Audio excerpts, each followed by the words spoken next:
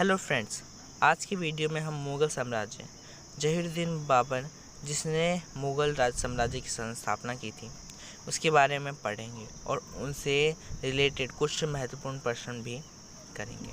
तो चलिए अपना वीडियो हम स्टार्ट करते हैं। बाबर से जुड़ी कुछ खबरें। बाबर ने 1526 ईस्वी से 1530 ईस्वी तक शासन किया। 24 फरवरी 1483 ईस्वी को फरगना में जहीरुद्दीन मोहम्मद बाबर का जन्म हुआ। बाबर अपने पिता की ओर से तैमूर का 5वां एवं माता की ओर से चंगेज़ खान का 14वां वंशज था। बाबर के पिता उम्र शेख मिर्जा फरगना नाम के छोटे से राज्य के शासक थे। बाबर के दुश्मन और उन्होंने उनके लिए क्या सीखा। उज्जैन के लिए उन्होंने तुगलमा युद्ध पद्धति सीखी। ईरान के लिए उन्होंने बंदूक चलाना सीखा। तुर्कों से उन्होंने घुड़सवारी सीखी और मंगोल अफगान के लिए उन्होंने युद्ध की व्यूह रचना करनी सीखी, जो उन्हें पानीपत के युद्ध में काफ़ी काम आए या उनके जो भी युद्ध उन्होंने लड़े। बाबर फरगना की गद्दी पर 8 जून 1494 ईस्वी में बैठा। बाबर ने 1507 ईस्वी में बादशाह की उपाधि धारण की, जिसे अब तक किसी तैमूर शासक ने धारण नहीं की थी।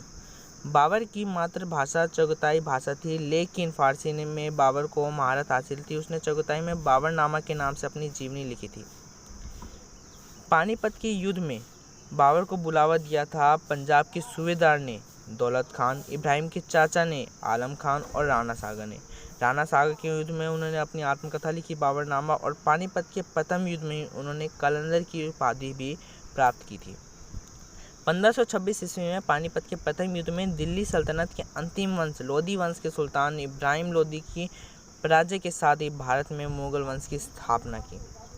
इस वंश का संस्थापक जहीरुद्दीन मोहम्मद बाबर था। केवल 22 साल में काबुल पर अधिकार कर अफगानिस्तान में राज्य कायम किया था। बाबर ने भारत पर 5 बार आक्रमण किए। बाबर को भारत पर आक्रमण करने का निमंत्रण पंजाब के शासक दौलत खान लोधी और मेवाड़ के शासक राणा सागा ने दिया था। बाबर की लड़ाइयाँ, तो उनका पहला युद्ध था खानवा का युद्ध था 1527 में, जहाँ उन्होंने जिहाद का नारा दिया। दूसरा युद्ध चंदेरी का युद्ध 1528 में, घाघरा का युद्ध 1529 में बाबर द्वारा लड़े गए प्रमुख युद्ध। पानीपत का प्रथम युद्ध उन्होंने 21 अप्रैल 1526 ईस्वी को इब्राहिम लोधी और बाबर के बीच हुआ, जिसमें बाबर की जीत हुई, जहां उन्होंने कलंदर की उपाधि प्राप्त की। खानवा का युद्ध 17 मार्च 1527 ईस्वी में राणा सांगा और बाबर के बीच हुआ, जिसमें बाबर की जीत हुई।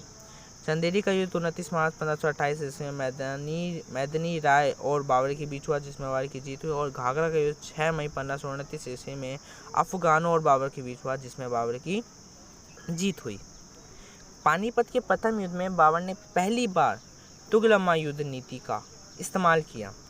उस्ताद अली और मुस्तफा बाबर के 2 निशानेबाज थे, जिसने पानीपत के प्रथम युद्ध में भाग लिया था। पानीपत के युद्ध में लूटे गए धन को बाबर ने अपने सैनिक अधिकारियों, नौकरों एवं सगे संबंधियों में बांट दिया।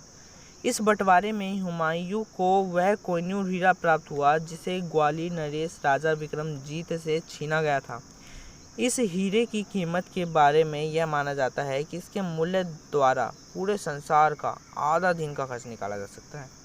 भारत विजय के ही उपलक्ष्य में बाबर ने प्रत्येक काबुल निवासी को एक चांदी का सिक्का उपहार स्वरूप प्रदान किया था। अपनी इसी उदारता के कारण उसे कलंदर की उपाधि दी गई। खानवा के युद्ध के जीत के बाद बाबर को गाजी की उपाधि दी गई। 48 साल में 27 सितंबर 1530 ईस्वी को आगरा में बाबर की मृत्यु हो गई।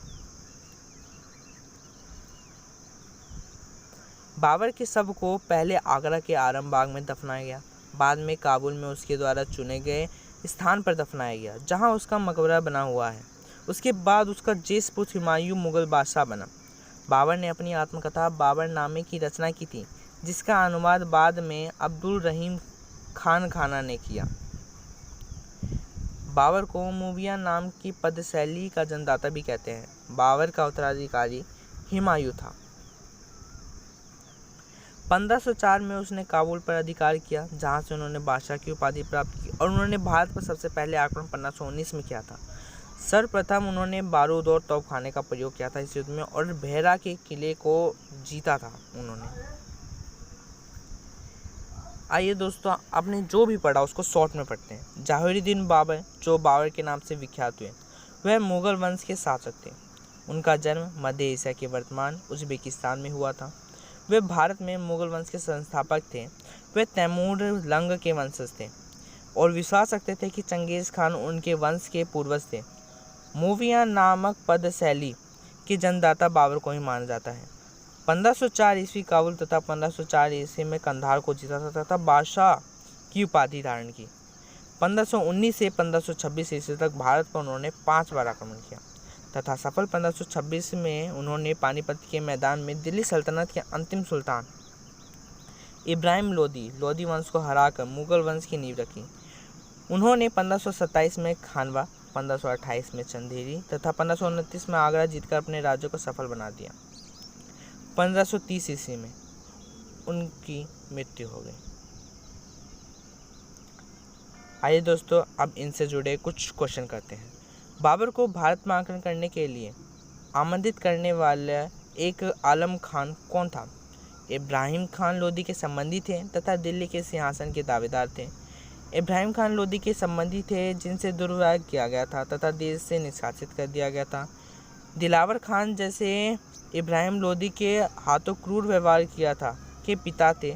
पंजाब प्रांत के एक उत्तराधिकारी थे जो अपनी जाति के प्रति इब्राहिम लोदी के व्यवहार के अत्यधिक अंश थे। तो इसका आंसर है ए, इब्राहिम लोदी के संबंधी थे तथा दिल्ली के सिंहासन के दावेदार थे। दूसरा क्वेश्चन है, मध्यकालीन भारत के मुगल शासक वस्तुतः कौन थे? ए, फारसी, अफगान, सी, चगताई वर्ग, डी, कोई नहीं।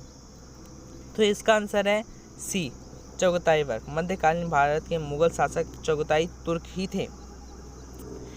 तीसरा क्वेश्चन है हमारा, इनमें से किसने बाबर को सरपोल के युद्ध में पराजित किया था? ए, अब्दुल्ला खान उज्बेक, बी, सेवानी खां, सी, उबैदुल्ला खां, डी, जानी बेग। तो इसका आंसर है बी, सेवानी खान ने उन्हें बाबर को सरपोल के युद्ध में पराजित किया।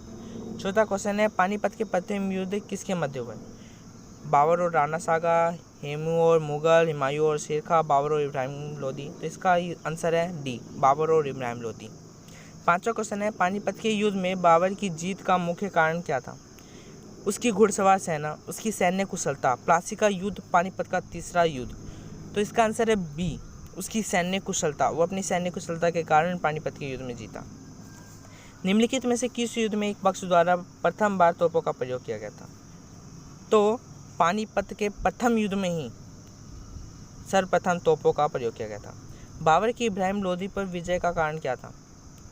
बाबर की वीरता, तोपखाना, इब्राहिम की दुर्बलता या कुशल सेना नायक। तो इसका आंसर है बी, तोपखाने की वजह से बाबर की इब्राहिम लोदी पर विजय प्राप्त हुई थी। पानीपत की पहली लड़ाई में बाबर ने किसको हराया था?